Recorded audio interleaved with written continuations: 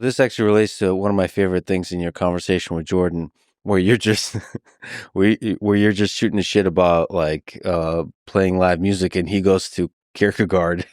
She's Yes. like Soren Kierkegaard, the philosopher. Yes. I love Jordan so I much. do too. He just goes to Carl Jung and Nietzsche, and there this idea from Kierkegaard that the crowd is untruth. So when there's elements to the crowd that loses the humanity and the honesty of an individual that makes up the crowd, because the default incentive of the crowd is to conform to some kind of narrative.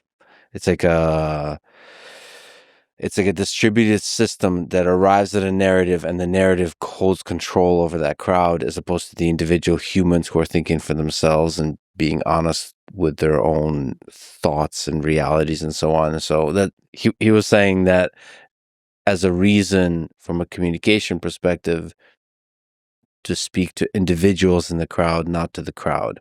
So from the performer perspective, the moment you speak to the crowd, you're speaking to the lie that is the crowd, according to Soren Kierkegaard.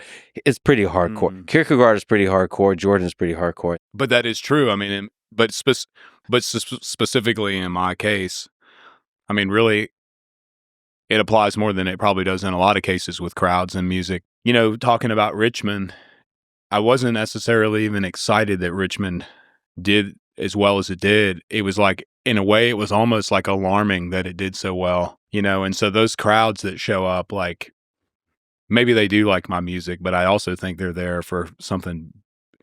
There is something bigger about it.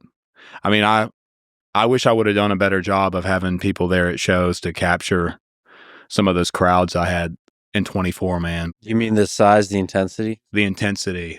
Like, it was revolutionary almost. Song of Revolution. Yeah, I think a redemption song from Bob Marley. Like that song, it just connected with people. There's something there. Well, and so many people identified different elements. Like I said, it goes back to when we were kind of talking when we first got here, but it was crazy how it was almost like at the beginning, along with the scrutiny and some of the other things, it was a lot of different people like almost fighting over me or fighting over it, like, because it resonated with it resonated with people who voted differently than each other, which is probably a pretty terrifying thing if you're in the business of keeping people divided and angry at each other. So it was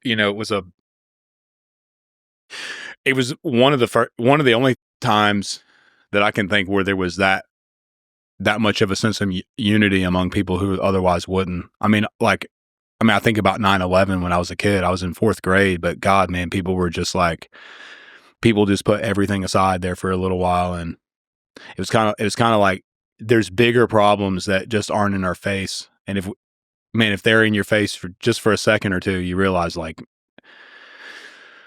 it's hard in your mind to create a graph that's got like all these. But we argue about a lot of these problems, but if you were to really look at them, like, if you really to stand back and look at all the problems we spend time focusing about on the internet versus all the things that are affecting us, like that really, and probably at our core even piss us off, it's got to be very disproportionate.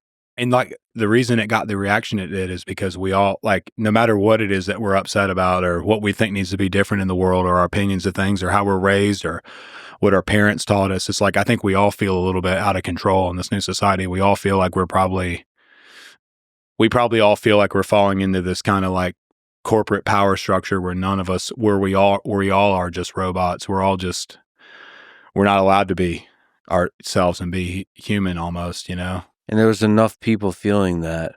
I mean, people on the left feeling like the people in power are fucking over the working class. People on the right feeling the exact same with different words assigned to it. The deep state, fucking over middle America. Yeah. Whatever the narratives are. And they're just, when enough of that is happening, again, with the corporate polite speak, there's something about politeness that's really dangerous. I feel like there was a lot of politeness in the Soviet Union. Yeah, great example. Yeah. Underneath that, it's like Chernobyl, which is this nuclear power plant that melted down. I feel like the bureaucracy needs politeness and civility and paperwork to function. And then atrocities can happen underneath that. So people in power with a smile on their face can just do horrific things and then give propaganda that, look, it's rainbows and sunshine and unicorns. Yeah. So people that are rude, I mean, I'm starting to awaken to this a little bit. Like, you need a little, like Tom Waits says, I like my town with a little drop of poison. You need some poison, some swearing, some meanness, some bullshit, some intensity to shake up a system, because when it sort of converges towards this polite bureaucracy, the atrocities can happen and hidden away.